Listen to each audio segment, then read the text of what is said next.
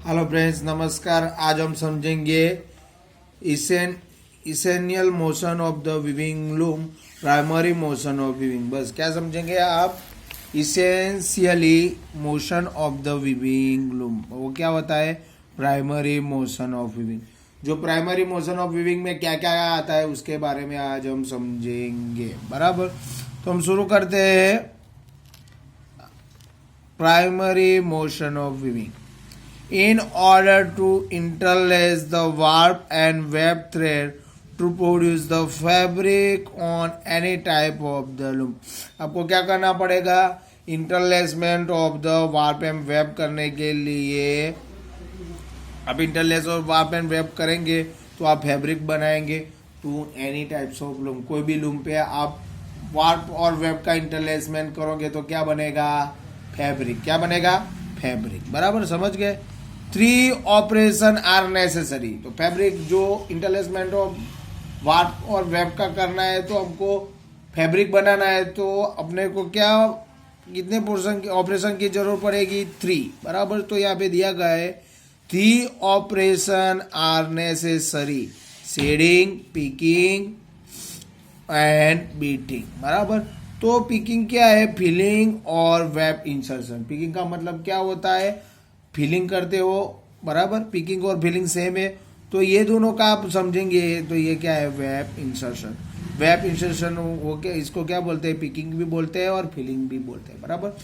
तो primary motion of weaving में कौन से 3 आ गए?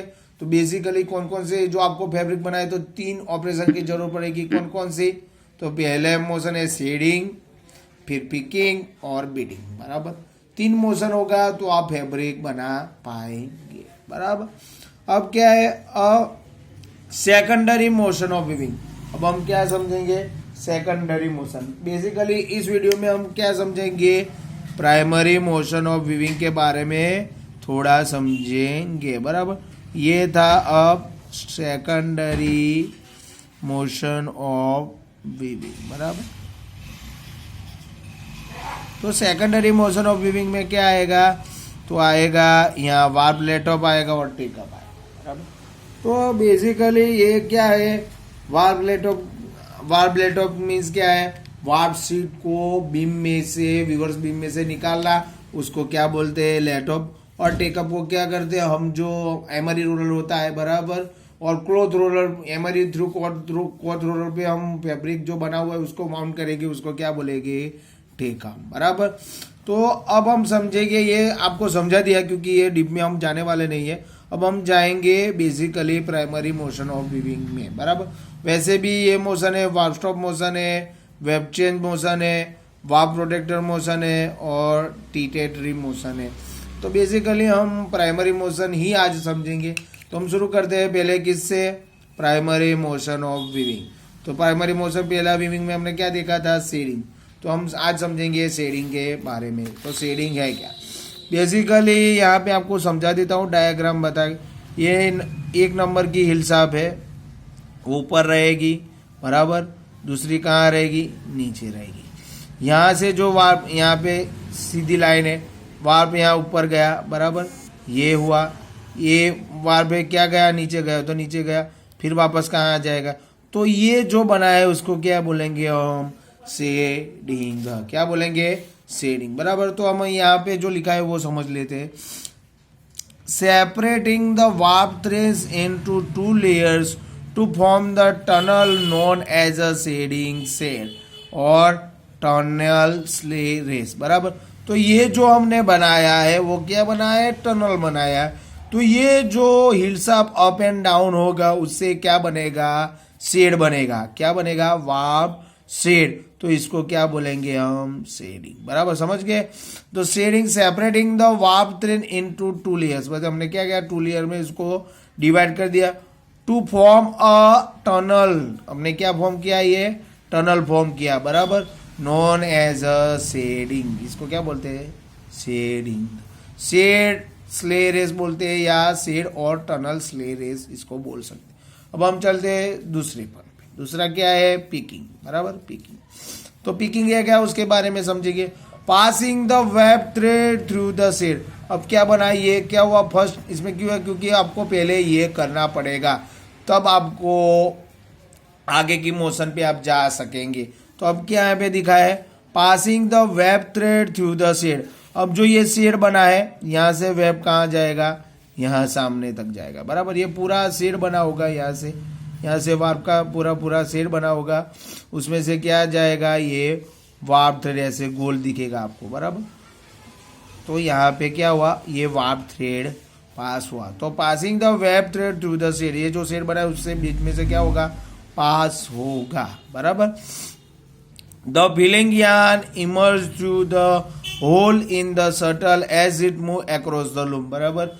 अब वो होल में से क्या धागा वेब का निकला होगा, वो क्या करेगा, वन साइड से अदर साइड तक जाएगा, बराबर। A single crossing of the shuttle from the one side of the loom to the other known as a peak, बराबर। जब शटल अब समझ लो लूम का ये पार्ट है, बराबर। यहाँ पे क्या है, आपकी हिल साब है, बराबर। तो यहाँ से शटल कहाँ तक जाएगा, यहाँ तक जाएगा, तो उसको क्या बोलेंगे, वन पीक। यहाँ से यहाँ शटल जाएगा, वन पीक बोलेंगे। यहाँ से यहाँ शटल आएगा, उसको क्या बोलेंगे, दूसरा पीक, बराबर। तो यहाँ पे यही समझा गया है, passing the weft thread through the shed the filling yarn emerge through the hole of the shuttle as it move across the loom. A single crossing of the shuttle from one side of the loom to the other known as a pick, बराबर। अब क्या होगा, ये motion हुआ, फिर क्या होगा, ये अप जाएगा, ये डाउन जाएगा, तब शटल यहाँ होगा से यहाँ आएगा, तो बराबर इसको वन पीक बोलेंगे। यहाँ से यहाँ जाएगा, बराबर, यहाँ से आएगा, उसको दूसरा पीक बोलेंगे, बराबर। अब हम चलते हैं आगे। The filling yarn is inserted through the shed by the small carrier device called as a shuttle, बराबर। जो धागा को एक साइड से दूसरे साइड तक धागे को जो ले जाता है उसको क्या बोलते हैं हम, shuttle. The shuttle is normally pointed at each allow passage through the shed, बराबर। शटल क्या है, normally pointed at each end allow the passage through the shed. क्या होगा, जब ये ऊपर जाएगा, ये नीचे आएगा तो शटल एक बार जाएगा, फिर ये ऊपर जाएगा, ये नीचे जाएगा तो दूसरी बार जाएगा, वही यहाँ पे लिखा हुआ है। In a traditional shuttle loom the filling yarn is wound on the quill or pirn shuttle with the quill or pirn. Shuttle में क्या होगा, पर्न होगा, जो हमने पहले भी डायग्राम में अगले वीडियो में मैं आपको समझाया था कि ऐसा क्या होगा, ऐसा वाउंड किया होगा, ये एक पॉन होगा ऐसा, बराबर। इसमें ये लंबा होगा और इसमें ऐसे ऐसे धागे, बराबर। यहाँ पे भी यान वाउंड होगा, यहाँ पे भी वाउंड। ये कौन से में होगा, शटल में, ऐसा शटल होगा, शटल के अंदर क्या होगा, ये पॉन होगा, बराबर। तो वही समझाए। अब हम चलते हैं तीसरे लास्ट पॉइंट पे, जो है बीट अप। क्या है, बीटिंग। बीट अप भी बोल सकते हैं और बीटिंग भी बोल सकते हैं, यहाँ पे लिखा हुआ है, बराबर। बीट अप भी बोल सकते हैं, बीटिंग अप भी बोल सकते हैं, पर हम बेसिकली बीटिंग, बराबर। तो हम समझेंगे कि बीटिंग है क्या। Beating pushing the newly inserted length of the web. अब जो ये वेब है, बराबर। अब मैं यहाँ पे आपको पूरा डायग्राम देखे, ये जो बना अपना शेड बना, अब क्या होगा, ये जो है यहाँ पे आपने थ्रेड इंसर्ट कर दिया है। अब क्या होगा, ये दूसरा भाग अब जाएगा, ये भाग क्या आएगा, डाउन आएगा, तो ये भाग यहाँ से क्या हुआ, डाउन हुआ, बराबर। यहाँ पे है तो यहाँ पे गया, यहाँ पे आया। अब जो यहाँ पे वेब्ट है उसको यहाँ पे क्या होगा, ये रीड होगा। रीड क्या करेगा, उसको यहाँ तक लाएगा, इसको खींच के कहाँ तक लाएगा, यहाँ तक, बराबर। तो इसको बेसिकली क्या बोलते हैं, बीटिंग, बराबर। समझ गए डायग्राम में जो हमने ऐप डाला। अब क्या होगा, लीड इधर जाएगा, ये ऊपर जाएगा, ये क्रॉस हो जाएगा यहाँ से, बराबर। यहाँ से क्रॉस हो जाएगा और सीधा कहाँ पे जाएगा, बीटिंग अप पे जाएगा, बराबर। तो यहाँ पे दिया गया into already woven the fabric at the point known as a fell off the cloth. ये क्या बोलेंगे हम इसको, फेल ऑफ द क्लॉथ। जब ये रहा बराबर, यहाँ पे क्रॉस है ही है, यहाँ पे ले जाएगा, फिर हिल सब क्या होगा, अप एंड डाउन होगा बराबर। तो pushing the newly inserted length of the weft known as a pick into the already woven fabric at the point as known as the fail, beating the pressing of the filling yarn by the reed against the portion of the fabric that has already been formed. Conventional shuttle looms can be operated at the speed about 250 to 60 picks per minute बराबर। जो है वो जो last loom होगा वो कितनी speed होगी उसकी, 150 टू 160 पिक्स पर मिनट। अभी क्या होता है 1000 पिक पर मिनट आप भी डाल सकते हैं, ये कन्वेंशनल शटल लूम में होगा बराबर। तो धागे को यहाँ से रीड है और ये फेल ऑफ द क्लॉथ है, यहाँ तक ले जाने को बोलेंगे आप ये धागे को बराबर। तो इसको क्या बोलेंगे, बीटिंग ऑफ द, ये क्या है, पीक है बराबर। पीक को कहाँ ले जाएंगे हम, यहाँ पे फैब्रिक बना हुआ है, फेल ऑफ द क्लॉथ तक ले जाएंगे, उसको क्या बोलेंगे, beating. Two additional operation essentially if the weaving is to be continuous, warp control let of motion. This motion delivers the warp weaving area at the required rate and it's suitable to constant the tension by unwinding if from a weaver बराबर।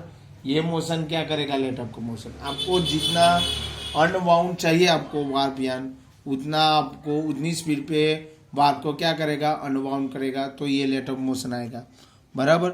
अब हम समझ लेते हैं take up motion भी बराबर। तो यही चीज है, लेट अप मोशन में क्या होता है, unwinding of the warp speed, warp sheet speed control करता है। क्या करता है let up motion, warp sheet speed control करता है बराबर। तो ये रहा warp let up motion. Cloth control को क्या बोलेंगे, take up. The motion withdrawal the fabric from the weaving at the constant rate that will be required the peak spacing and the wind it on to the roller बराबर। ये major part है, आपको कितने speak पर each चाहिए उसके हिसाब से आपको क्या करना पड़ेगा, फैब्रिक को वाउंड करना पड़ेगा। आपको समझ लो ज़्यादा पीक चाहिए तो इसकी स्पीड ज़्यादा रखनी पड़ेगी, आपको कम पीक चाहिए तो उसकी स्पीड कैसे कम रखनी पड़ेगी, जैसे स्पीक स्पेसिंग आपको सही मिल पाए बराबर। अगर आपको मेरा वीडियो पसंद आए तो जरूर लाइक और सब्सक्राइब कीजिए। Thank you.